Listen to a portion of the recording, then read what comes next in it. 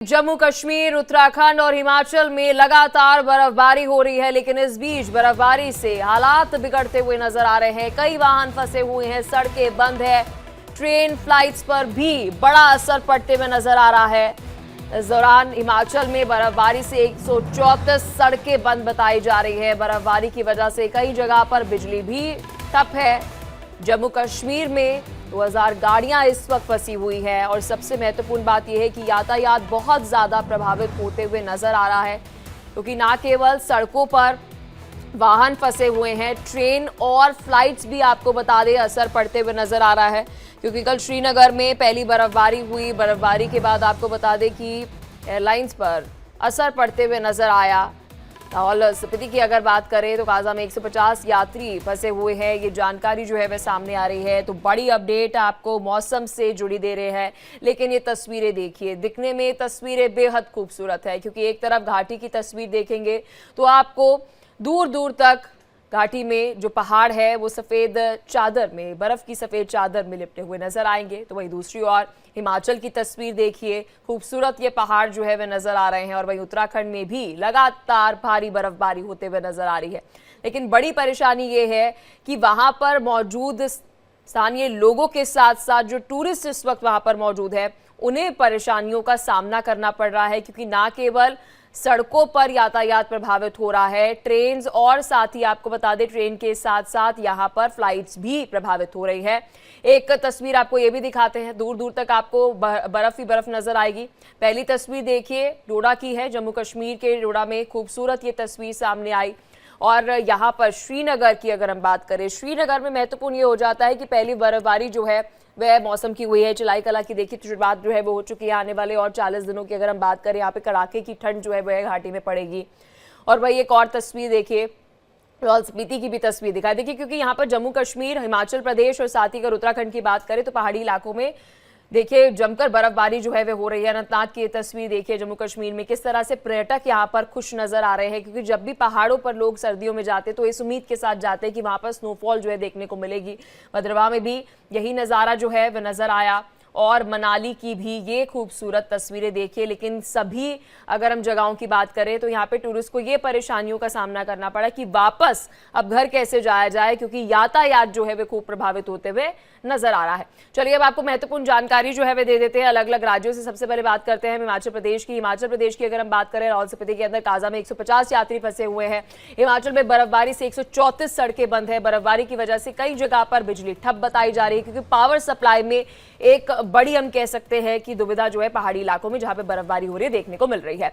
जम्मू कश्मीर की बात करें, 2000 गाड़ियां यहां पर फंसी हुई हैं। बर्फबारी की वजह से आपको बता दें अटल टनल जो है वह भी बंद है। तो ये अलग अलग राज्यों की हम जानकारी दे रहे हैं, पहाड़ी इलाकों की जानकारी दे रहे हैं उत्तर भारत में, जहां पर बर्फबारी तो हो रही है लेकिन बर्फबारी की वजह से देखिए बड़ी परेशानी लोगों को सामना करना पड़ रहा है। चलिए इस बीच हिमाचल के स्नो मीटर की जानकारी आपको देते हैं। रोहतांग की अगर हम बात करें, यहाँ पे 3 फीट तक कहा जा रहा है कि बर्फ जमी हुई है। सिसु की बात करें, यहाँ पे 3 फीट, दारचा जसपा में 7 से 8 इंच जो है बर्फबारी हुई है। कलांग की बात करें, यहाँ पर भी आपको बता दें कि 5 इंच तक बर्फबारी हुई है। उदयपुर तिंदी के अंदर भी 8-8 इंच तक की कहा जा रहा है कि बर्फबारी हुई है। सुमदो की बात करें 5 इंच और कोकसर की बात करें तो यहाँ पे 12 इंच। तो देखिए खूब बर्फबारी, हम कह सकते हैं भारी बर्फबारी जो है वो हो रही है। और आप तस्वीरों से ये अंदाजा लगा सकते हैं कि बर्फबारी की वजह से लोगों को कितनी परेशानी हो रही है कि जो गाड़ियां हैं वो बर्फ के अंदर ढक गई हैं, चिप गई हैं। तो हम ये कह सकते हैं कि हिमाचल से लेकर जम्मू कश्मीर और उत्तराखंड के अंदर जमकर बर्फबारी होते हुए नजर आ रही है। अब ये तस्वीर आपको पुलवामा की दिखा रहे हैं, जहां पर 10 से 15 इंच बर्फबारी दर्ज की गई। जबकि पड़ोसी कुलगाम की अगर हम बात करें जम्मू कश्मीर में 18 से 25 इंच, और शोपिया की बात करें लगभग 18 इंच बर्फबारी देखी गई।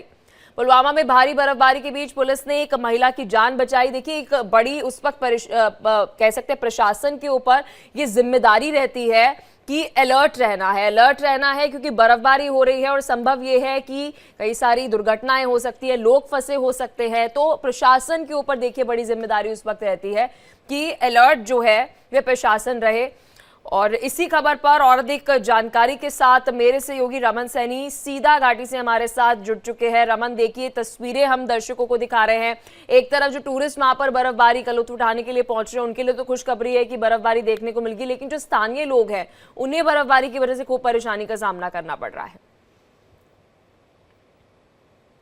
कि पिछले 2 दिनों से जिस तरीके से बर्फबारी पूरे घाटी के अंदर हुई है और साथ ही साथ में जम्मू के जो ऊंचे पहाड़ी इलाके हैं, चाहे डोडा, भद्रवाह, किश्तवाड़, रामबन, पुंछ का इलाका जो है वहां पर बर्फबारी देखने को मिली है। और करीबन आप ये कह सकते हैं कि पूरे जम्मू कश्मीर में 6 इंच से लेकर और 3 फीट तक जो है वो बर्फबारी देखने को मिली है। अब इस बर्फबारी की वजह से सबसे बड़ी परेशानी जो है वो लोगों को आ रही है, क्योंकि रोड कनेक्टिविटी हो वो पूरी तरीके से अभी जो है वो ब्रेक है।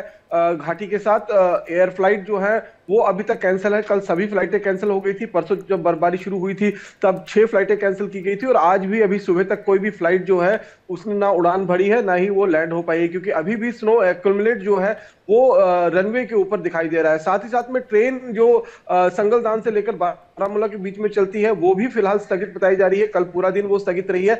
आज ये कहा जा रहा है कि अगर मौसम जिस तरीके से जम्मू में खुला है और कश्मीर में भी खुलता है और पटरियों से बर्फ हटाने का काम पूरा हो जाता है तो संगलदान से और बारामूला के बीच में जो है वो ट्रेन चलाई जा सकती है। लेकिन सबसे बड़ी लाइफलाइन जो है वो जम्मू श्रीनगर राष्ट्रीय राजमार्ग है, क्योंकि मैक्सिमम लोग जो है वो इसी राष्ट्रीय राजमार्ग से जो है वो सफर करते हैं और कश्मीर घाटी तक पहुंचते हैं। पिछले 2 दिनों से ये राजमार्ग पूरी तरीके से ठप है। काजीकुंड में कल जो लोग फंसे हुए थे, जो जम्मू की तरफ आने वाले थे, उनको स्नो हटाकर जो स्टैंडर्ड लोग थे उनको वहां से निकालकर जम्मू की तरफ जरूर भेजा गया था। रमन, श्रीनगर एयरपोर्ट को लेकर क्या कुछ अपडेट है? देखिए, श्रीनगर एयरपोर्ट में कल शाम को जो जानकारी मिली थी देर शाम को, उसमें कहा था कि 80% जो है वो रनवे को क्लियर कर लिया गया है और उम्मीद यही जताई जा रही है कि आज आफ्टरनून के आसपास में जो है वो एयर सर्विसेज जो है वो दोबारा से रिस्टोर की जा सकती हैं। लेकिन देखना ये होगा कि वहां पर क्योंकि सुबह सुबह जब बर्फ पड़ती है तो बहुत ज्यादा ठंडा हो जाता है और वहां कोहरा जम जाता है। कोहरा जमने की वजह से वहां पर टायर स्लिप हो जाते हैं और ऐसे में स्लिपरी कंडीशन में भी फ्लाइट का रिस्टोरेशन जो है वो मुश्किल हो जाता है। अब धूप निकली है जम्मू के अंदर, निश्चित रूप में थोड़ी राहत मिलेगी। लेकिन आपको ये मैं बता दूं कि जब बारिश या बर्फबारी होती है तो एक नेचुरल फिनोमेना होता है कि टेम्परेचर राइज करता है। जो टेम्परेचर कश्मीर घाटी में -7, -8 और -19 डिग्री तक पहुंच गया था, जब बर्फबारी की शुरुआत हुई तो वो -1-2 के आसपास में आ गया था, यानी कि टेम्परेचर राइज हुआ था। लेकिन असली सर्दी का जो असर है वो अब देखने को मिलेगा, क्योंकि अब पूरे कश्मीर घाटी में और जम्मू के आसपास के जो पहाड़ी इलाके हैं वहां पर जमकर बर्फबारी हुई है। और जब धूप निकलेगी, धूप उस बर्फ से टकराएगी, बर्फ पिघलेगी और जो हवाएं उस बर्फ से टकराकर मैदानी क्षेत्र में आएंगी, तब ठिठुरन बहुत बढ़ जाएगी। क्योंकि आज मैं जहां जम्मू में जहां पर खड़ा हूं, यहां पर भी आप देखिए कि एकदम से कपकपा देने वाली ठंड जो है वो पड़ रही है और एकदम से धूप में आप जाते हैं तो थोड़ी राहत मिलती है। अगर आप छांव में रहेंगे तो निश्चित रूप में बहुत ज्यादा सर्दी का असर जो है वो देखने को मिल रहा है। दिसंबर में ये आलम है तो आप अंदाजा लगाइए कि जनवरी में किस तरीके का आलम जो है वो देखने को मिलेगा, क्योंकि 31 जनवरी के बाद एक बार फिर स्नोफॉल की शुरुआत जो है वो कश्मीर घाटी में होगी। तो उसको लेकर निश्चित रूप में जो है वो पहले से तैयारी करनी होगी। सबसे जो मुसीबत की बात होती है कि ऐसी कड़ाके की सर्दी में जब बिजली सप्लाई ठप हो जाती है, क्योंकि जब बर्फबारी होती है तो जितनी भी तारें होती हैं वो बर्फ से लग जाती हैं और ऐसे में शॉर्ट सर्किट होने के ज्यादा चांसेस हो जाते हैं। दूसरा बड़ी बात ये आ रही है कि इस समय जहां कश्मीर घाटी के अंदर सर्दी का एक आलम ऐसा देखने को मिल रहा है कि लोगों की हड्डियां कपकपा देने वाली सर्दी जो है वो पड़ रही है। ऐसे में आग लगने की घटनाएं जो है वो बहुत ज्यादा हो रही है, क्योंकि कश्मीर घाटी में जितने भी मकान या जो ऑफिस बने हुए लकड़ी के ज्यादा वहां पर इस्तेमाल होता है। और ऐसे में इस सर्दी से बचाव करने के लिए जब वो कहीं ना कहीं इलेक्ट्रिक अप्लायंसेस का इस्तेमाल करते हैं, लोड शेड ज्यादा बढ़ जाता है, तारें पिघलना शुरू होती हैं, ऐसे में शॉर्ट सर्किट होता है और आग लगने की घटनाएं जो है वो पिछले करीबन 15 दिनों से देखा है करीबन 20 से ज्यादा घटनाएं जो है वो आग लगने की। ठीक है रमन, आप हमारे साथ बने रहिए, आयुषी भी हमारे साथ दिल्ली से जुड़ेंगे, लेकिन इस बीच दर्शकों को ये तस्वीरें जो मैदानी इलाकों की दिखा देते, क्योंकि यहाँ इससे पहले हमने बात की पहाड़ी इलाकों की, लेकिन मैदानी इलाकों का अगर हम जिक्र करें तो दिल्ली में भी आपको बता दें कि कड़ाके की सर्दी पड़ते हुए नजर आ रही है। लखनऊ, वाराणसी, अलीगढ़, प्रयागराज, मेरठ, कानपुर और साथ ही पटना की तस्वीरें देखिए। दिल्ली वालों को तो यहाँ पर पोल्यूशन से कुछ राहत मिली क्योंकि बारिश यहाँ पर होते हुए नजर आई, लेकिन ठंड जो है आपको बता दें कि 25 दिसंबर के बाद दिल्ली में भी बढ़ गई, क्योंकि एक तरफ पहाड़ी इलाकों में जिस तरह से बर्फबारी हुई तो मैदानी इलाकों के अंदर कड़ाके की सर्दी तो पड़ी, लेकिन यहाँ पर बूंदाबांदी भी होते हुए नजर आई। रमन, देखिए अभी आप पावर कट्स का जिक्र कर रहे थे, बताया जा रहा है कि सीएम उमर अब्दुल्ला की तरफ से लगातार मीटिंग जो है इस मुद्दे को लेकर की जा रही है। क्या कोई रोड मैप जो है सेट किया गया है कि जो पीक आवर्स के अंदर हम देख रहे हैं कि बिजली गुल हो रही है, इसको लेकर, रिस्टोरेशन को लेकर क्या अपडेट है? देखिए, निश्चित रूप में जब बर्फबारी होगी और बारिश का मौसम होगा, ऐसे में पावर कट जो है वो एक आम सी बात जो है वो जम्मू कश्मीर के अंदर बन जाती है, क्योंकि जब तारें ही पूरी बर्फ से भर जाती हैं तो ऐसे में पावर सप्लाई अगर रिस्टोर करते हैं तो वो शॉर्ट सर्किट होने की ज्यादा चांसेस हो जाते हैं, वहां पर चिंगारियां निकलने की ज्यादा घटनाएं जो है वो हो सकती हैं। इसलिए अमूमन उस समय जब जिस वक्त बर्फबारी हो रही होती है उस समय तो पावर कट कर दिया जाता है, लेकिन अब जैसे मौसम खुलना शुरू हुआ है तो निश्चित रूप में अब कोशिश ये होगी कि इस कड़ाके की सर्दी से बचाव करने के लिए ज्यादातर लोगों को जो है वो पावर सप्लाई मिले। सबसे ज्यादा बुरा हाल जो है वो दूर दराज के जो ग्रामीण इलाके हैं, क्योंकि शहरी इलाकों में तो फिर भी पावर सप्लाई मिल जाती है, लेकिन जो ग्रामीण इलाके हैं वहां पर जो पावर कट जो है वो काफी देखने को मिल रहा है, जिसकी वजह से लोगों को खासी परेशानियों का सामना करना पड़ रहा है। और जिस तरीके से वहां पर लोग अब लकड़ी के सहारे, लकड़ी की जो बुखारियां जलाते हैं या फिर कोयले की बुखारियां जलाते हैं, उसके सहारे ही अपने दिन जो है वो काटने के लिए मजबूर हो रहे हैं। और जैसे मैं लगातार बता रहा हूं कि अब आने वाले दिनों में, जनवरी के महीने में ये टेम्परेचर और ज्यादा गिरेगा। जब टेम्परेचर गिरेगा तो आप ये अंदाजा लगा सकते हैं कि और ज्यादा हाड़ गला देने वाली सर्दी जब पड़ेगी उसका लोगों को सामना करना पड़ेगा। और उसके बाद जनवरी के पहले हफ्ते में ही बताया जा रहा है कि एक बार फिर बर्फबारी का दौर चलेगा। तो निश्चित रूप में इस समय पावर कंजप्शन जो है वो बहुत ज्यादा बढ़ जाता है और जो सप्लाई हो रही है, जो रिक्वायरमेंट है, उस हिसाब से आपूर्ति नहीं हो पा रही है। हालांकि जो बिजली विभाग है वो खुद उमर अब्दुल्ला जो जम्मू कश्मीर के मुख्यमंत्री हैं उनके पास ही है, वो उस पर नजर बनाए हुए हैं, लगातार वो मीटिंग भी कर रहे हैं और कोशिश ये की जा रही है कि कैसे लोगों को ज्यादा से ज्यादा राहत जो है इस कड़ाके की सर्दी में दी जा सके।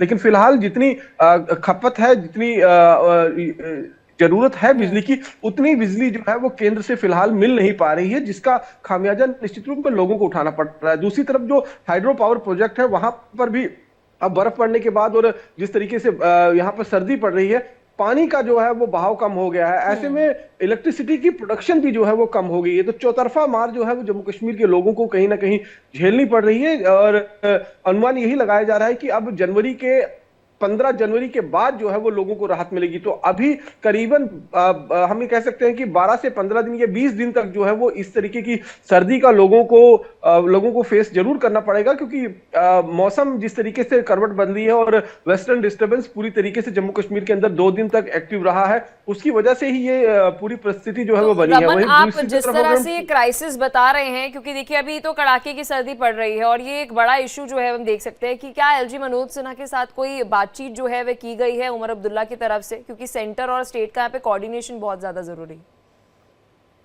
देखिए, कोशिशें लगातार दोनों तरफ से हो रही हैं। केंद्र सरकार भी ये चाहती है कि जम्मू कश्मीर के लोग, खासतौर पर वो दूर दराज के लोग जो बर्फबारी की चपेट में है, वहां पर ज्यादा से ज्यादा सहूलियत जो है वो उनको प्रदान किया जा सके। और दूसरी तरफ उमर अब्दुल्ला भी लगातार केंद्र सरकार के टच में भी हैं और मनोज सिन्हा के टच में भी हैं, ताकि केंद्र सरकार के साथ मिलकर जितनी बिजली की आपूर्ति यहाँ पर चाहिए वो यहाँ पर मिल सके और लोगों को जो है वो कहीं ना कहीं एक राहत जो है वो प्रदान कराई जा सके। वहीं दूसरी तरफ अगर हम देखें तो फिलहाल लोगों को निश्चित रूप में पावर कट का फेस जो है वो करना पड़ रहा है। पिछले 2 दिनों तक ऑलमोस्ट पावर जो है वो, जब बर्फबारी हो रही थी तो पूरा दिन जो है वो ग्रामीण इलाकों के अंदर जो है वो पावर कट देखने को मिला। हालांकि जितने भी सरकारी विभाग के लोग हैं उनको अलग अलग इलाकों के अंदर तैनात किया गया है, ताकि अगर तारों पर ज्यादा बर्फ पड़ जाती है तो उसको जल्द से जल्द जो है वो साफ किया जा सके, ताकि लोगों तक बिजली जो है, क्योंकि बिजली के सहारे ही लोग कहीं ना कहीं इस समय इस कड़ाके की सर्दी से बचने की जो है वो कोशिश उनकी रहती है। तो ये कोशिश जरूर सरकार कर रही है, लेकिन कोशिश जो है वो इतनी नहीं हो पा रही है जितनी जरूरत है। तो लोगों को फेस जरूर करना पड़ रहा है इस समय जम्मू कश्मीर में, क्योंकि 22% तक जो है वो बिजली की जो आपूर्ति, बिजली की जो प्रोडक्शन थी वो कम हो गई है, जिसकी वजह से ये क्राइसिस आना जो है वो निश्चित रूप में हो जाता है। अब सारा दारोमदार जो है रमन, हम आयुषी से भी ले लेते हैं, क्योंकि दिल्ली में लगातार हम देख रहे हैं कि जैसे ही सर्दी का आगाज हुआ था तो शेल्टर होम्स की तैयारियां जो है वह हो गई थी। अभी अगर हम ग्राउंड पर बात करें तो क्या कुछ व्यवस्था जो है वो शेल्टर होम्स को देखने के लिए मिल रही है, आयुषी? जी देखिए, अगर हम शाम के समय अगर हम दिल्ली की सड़कों पे जाएंगे तो कई ऐसे इलाके हैं जहाँ शेल्टर होम्स बनाए गए हैं, लेकिन वो शेल्टर होम्स कितने कारगर हैं अगर उसकी बात कर ले तो कई ऐसे शेल्टर होम्स हैं जहाँ पे जिसकी कैपेसिटी अगर मान लीजिए कि 8 से 10 लोगों की है तो क्योंकि ज्यादा से ज्यादा लोग जो ठंड पे खुले आसमान के बाहर रहते हैं, उसके हिसाब से शेल्टर होम्स कम पड़ जाते हैं, जिसकी वजह से जहां 10 लोग जिस शेल्टर होम्स में रहने चाहिए वहां 20 से 25 लोग एडजस्ट कर रहे हैं। ओला ओला जलाकर, आपको बता दें, अलाव जलाकर उनका काम चल रहा है। लेकिन अगर बात कर ले कि इस ठिठुरती ठंड में जो लोग रोड किनारे रहते हैं, जो उस तबके से आते हैं जिनके सर पे छत नहीं है, तो बिल्कुल उनके लिए शेल्टर होम्स काफी कारगर साबित हो रहे हैं। लेकिन शेल्टर होम्स की जो संख्या है वो और बढ़ाने की जरूरत है, क्योंकि ठंड इतनी ज्यादा है। जो कल तक बिना शेल्टर होम्स के भी सरवाइव कर लेते थे अपनी झुग्गी झोपड़ियों में, आज के समय में उनके लिए भी वो काफी मुश्किल, क्योंकि बरसात हो रही है और इस बारिश में ठंड का सामना करना उन झुग्गी झोपड़ियों वालों के लिए बहुत मुश्किल हो रहा है, और वो भी शेल्टर होम की तरफ बढ़ रहे हैं। और शेल्टर होम्स में भी बरसात को लेकर, जैसे कई ऐसे शेल्टर होम्स हैं जो लोअर एरियाज में बने हैं, लेकिन बारिश की जो संभावना मौसम विभाग ने जताई थी, लेकिन ये नहीं पता था कि इस तरीके से बारिश होगी। रमन, एक लास्ट कमेंट में आपसे चाहूंगी, क्योंकि यहाँ पर आयुषी और मैं जब शेल्टर होम का जिक्र कर रहे हैं तो श्रीनगर की जो अभी हम देख रहे हैं कि फ्लाइट्स कैंसिल हुई हैं, क्या अभी कोई अस्थायी तौर पर उन सभी टूरिस्ट के लिए कोई व्यवस्था जो है वह की गई है जो अपने राज्यों में वापस आने के लिए वहां पर एयरपोर्ट पहुंचे, लेकिन अभी जो है एयरपोर्ट अस्थायी तौर पर जो है वो बंद है, फ्लाइट्स कैंसिल है? देखिए, श्रीनगर के अगर एयरपोर्ट की बात करें तो एयरपोर्ट जो है वो 2 दिनों से ठप पड़ा हुआ है। 2 दिनों से सभी फ्लाइटें जो है वो ऑलमोस्ट कैंसिल हो गई है। शुक्रवार को करीबन 6 फ्लाइटें कैंसिल हुई थी और शनिवार को तो पूरी की पूरी जितनी भी फ्लाइटें श्रीनगर को आनी थी या श्रीनगर से उड़ान भरनी थी वो सभी कैंसिल हो गई थी। अब ऐसे में लोगों को निश्चित रूप में दिक्कतों का सामना करना पड़ रहा है, क्योंकि रोड कनेक्टिविटी भी बंद है, तो वो जम्मू भी नहीं आ सकती कि जम्मू से फ्लाइट पकड़कर अपनी वो आगे जा सके। तो फिलहाल वैकल्पिक व्यवस्थाएं जरूर की गई हैं, क्योंकि हमने ये भी देखा था कि जब कल गांदरबल की तरफ लोग जा रहे थे तो लोग वहां पर बर्फबारी बहुत ज्यादा हो गई और लोगों की गाड़ियां वहां पर फंस गई। तो जो आम कश्मीरी लोग थे, आम आवाम थे, उन्होंने ही अपना एक मदद का हाथ उनको बढ़ाया।